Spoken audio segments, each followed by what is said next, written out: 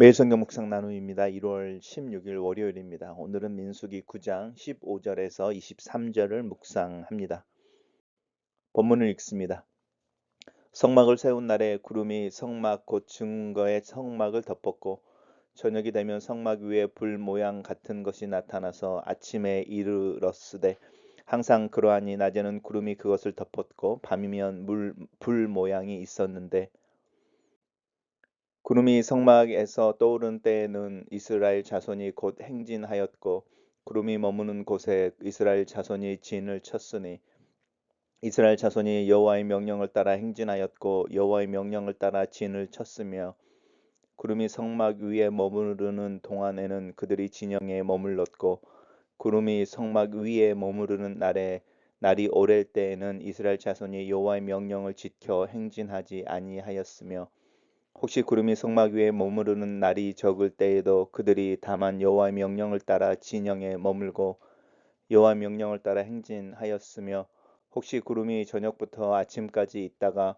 아침에 그 구름이 떠오를 때에는 그들이 행진하고 구름이 밤낮 있다가 떠오르면 곧 행진하였으며 이틀이든지 한 달이든지 1년이든지 구름이 성막 위에 머물러 있을 동안에는 이스라엘 자손이 진영에 머물고 행진하지 아니하다가 또 오르면 행진하였으니 곧 그들이 여호와의 명령을 따라 진을 치며 여호와의 명령을 따라 행진하고 또 여호와 모세를 통하여 이르신 여호와의 명령을 따라 여호와의 직임을 지켰더라. 오늘의 본문은 두 개의 단락으로 나눠져 있습니다. 첫 번째 단락은 성막을 세운 날에 이제 구별하여 하나님께 드리는 봉헌한 그 날에 구름이 성막을 덮었다 이렇게 말합니다. 하나님께서 그 성막이 임하셨을 때에 사람들이 성막이 접근할 수 없을 정도로 짙은 구름으로 또 안개로 임하셨고 그 구름 모양으로 임하셔서 낮에는 구름이 성막을 덮고 있었고 밤에는 불 모양이 있어서 하나님의 임재를 이렇게 물리적으로 표현해 줍니다. 단락을 요약해 보겠습니다. 성막이 하나님께 봉헌되고 하나님의 임재가 구름으로 성막에 임하고 낮에는 구름이 밤에는 불 모양으로 하나님의 임재를 드러낸다 이렇게 요약했습니다. 두 번째 단락은 이스라엘 백성들이 구름이 성막에서 떠오를 때에 행진하고 구름이 머무는 곳에 이스라엘 백성들이 진을 치고 그렇게 하나님의 명령을 따라서 이스라엘 백성들이 행진하고 또 머물러 있고 또 그들 진영에 머무르고 또 구름이 성막 위에 머무는 날이 오래될 때에도 불평하지 않고 하나님의 명령을 따라 지켜 행진하고 또 적을 때에도 머무는 날이 적을 때에도 그 하나님의 명령을 따라 진영에 머물고 또 명령을 따라 행진했다 이렇게 말합니다. 구름이 하나님의 임재의 상징이고 그 하나님의 임재의 상징을 따라서 이제 행진하고 또 머물고 그 기간과 상관없이 순종하는 이스라엘 백성들의 모습을 보는데 사실은 이 장면이 이스라엘 백성들이 하나님의 백성으로서 가장 신실하게 행동했던 때의 모습, 사실은 신혼 생활과 같은 그런 모습입니다.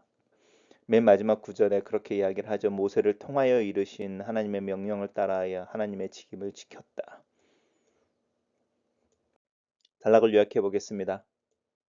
이스라엘이 성막에 임한 하나님의 임재의 상징인 구름을 따라 행진하기도 하고 머물기도 한다. 이렇게 요약했습니다. 매일 성경에 나오는 묵상 나눔입니다. 하나님은 밤이나 낮이나 자기 백성과 함께 하십니다. 성막을 세운 날에 하나님의 임재를 상징하는 구름이 성막을 덮었습니다. 낮에는 물론이고 밤에도 구름은 불처럼 보이는 모양으로 성막을 떠나지 않았습니다. 하나님이 한시도 이스라엘을 떠나지 아니하시고 그들과 함께 하시며 그들을 지키고 계셨던 것입니다. 이스라엘은 아무 자원도 없고 자식이들을 지킬 성벽도 세울 수 없는 광야에 있었지만 하나님은 그들을 위한 충분한 자원과 그들에게 위협을 막아주는 성벽이 되어 주셨습니다. 내가 어디 있든지 무엇을 하든지 하나님은 나의 보호자가 되셔서 내 곁에 머물고 계십니다. 두 번째 나눔입니다. 하나님은 우리의 인생이라는 배를 운항하는 한 선장이십니다. 이스라엘은 하나님의 구름이 머무는 곳에 진을 쳐야 했으며 구름이 떠나면 이동해야 했습니다. 한 곳에 아무리 오래 머물렀어도 구름이 떠나지 아니하면 이동해서는 안 되었고 구름이 떠오른다면 어제 저녁에 진을 쳤어도 다시 출발해야 했습니다.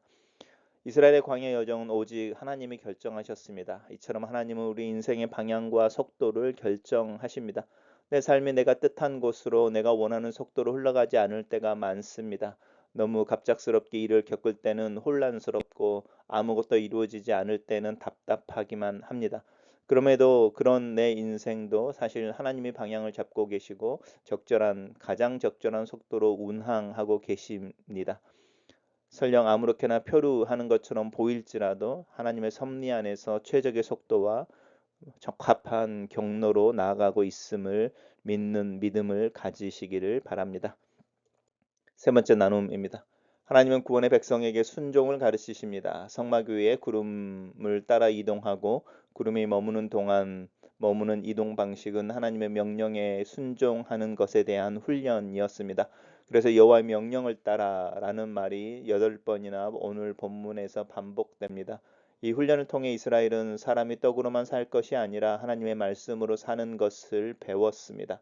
순종의 훈련 없이는 가나안 땅에 들어가서 맞닥뜨릴 숱한 유혹과 위협을 이길 수 없기 때문입니다. 구원은 순종의 사람이 되는 것이며 하나님은 우리 생애 내내 그 구원을 이루고 계십니다.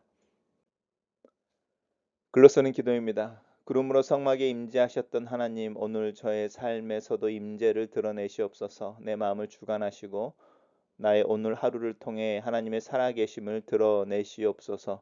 나로 구름을 보게 하시고 구름의 움직임을 분별할 줄 알게 하소서.